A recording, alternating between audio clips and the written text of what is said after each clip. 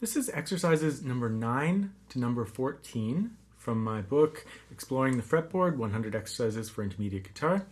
You can follow the lesson for free and pick up all the exercises for free from the video.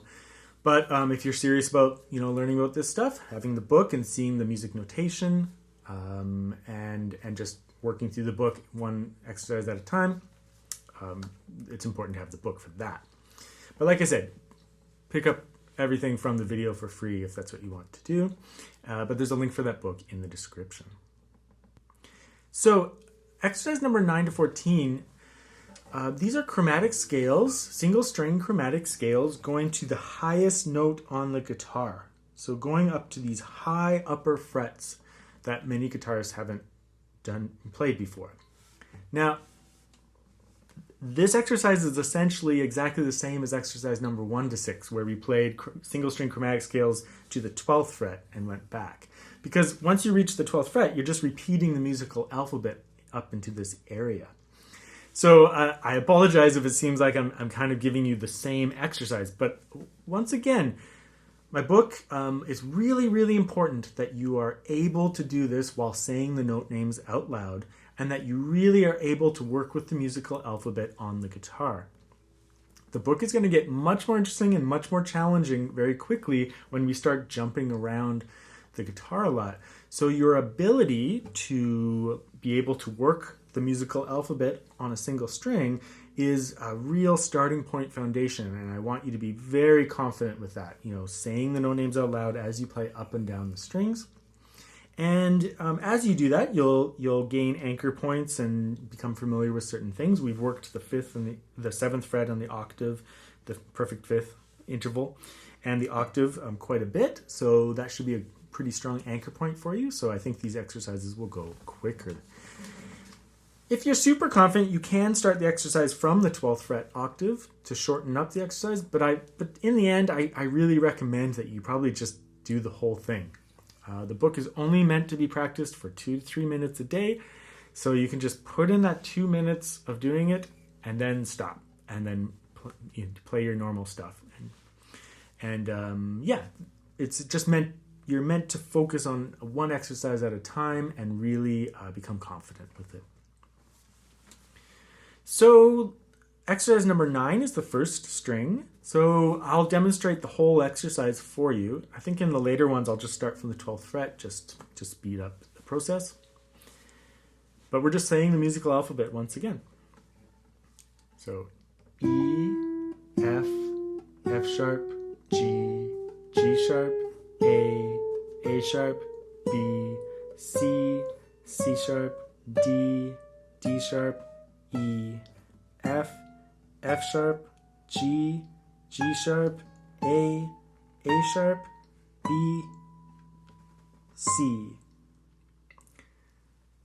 B, B flat, A flat, G, G flat, F, E flat, D flat, C, B flat, A flat, G flat, F, E. Do a little pause at the top because not all guitars have a high C. So my guitar, you can see it has a little cutout with an extra fret here for the high C. If your guitar only goes to a high B, then just play up to the B and back down through the scale. So you'd end up B and then just go right back to B flat and descend down the scale as normal. Whatever fret your guitar goes up to, play up to that fret using the musical alphabet and come back down. It doesn't really matter what it goes to. Just play up to the highest note and then return back. So students just don't play up in that area often enough, and they don't often vocalize what the note names are when they're doing it. It's so easy on guitar to kind of just memorize fingerings, like if it's usually it's just a small fragment that will, in a piece or an ensemble piece that will play up here, and then we're gone. And so we just kind of memorize it and then we don't think about it. So this is just an opportunity to really play those notes, say the note names out loud, and just to build a little bit of anchoring as to what those notes are. And again, to just work that musical alphabet in your mind and hands over and over until you're really confident with the musical alphabet. So for the rest day exercises, I mean, I could just let you pretty much just do them. If you start from the 12th fret, so you just do the same chromatic scale, like B, C, C sharp, D, D sharp, E, F, F sharp, G, G sharp, A sharp, B. So that's the octave there at the 12th fret.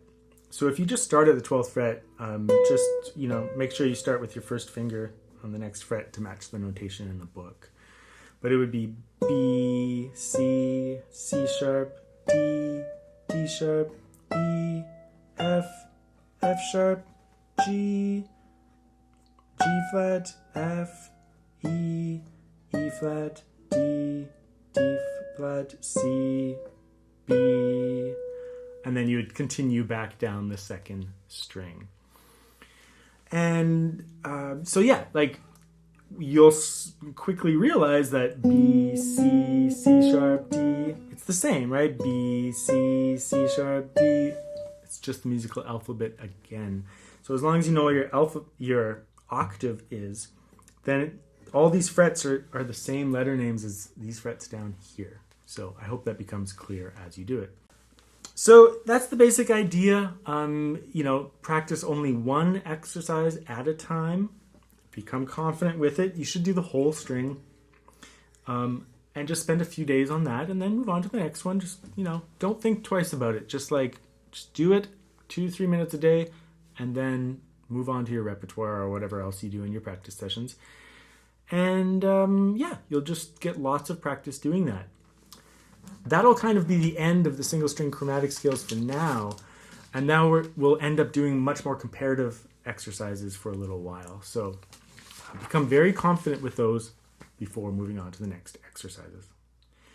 One last thing I'll say also is if it's a little bit awkward playing up here, don't worry. It's not a technique book. Just go really slow. Aim to just be able to do the exercise slowly. Don't worry about the technique. You can use the book as a technique book if you want, but really it's not that. It's just an exploration of the fretboard. So take it really slow, do whatever you have to do and go slowly. But don't worry if it's a little awkward up there, because it is a little bit awkward up there. Maybe this is an opportunity for you to get good at that, but I wouldn't necessarily treat this book as a technique book. It is just an exploration book. So do your best and just be able to do the exercise and then move on.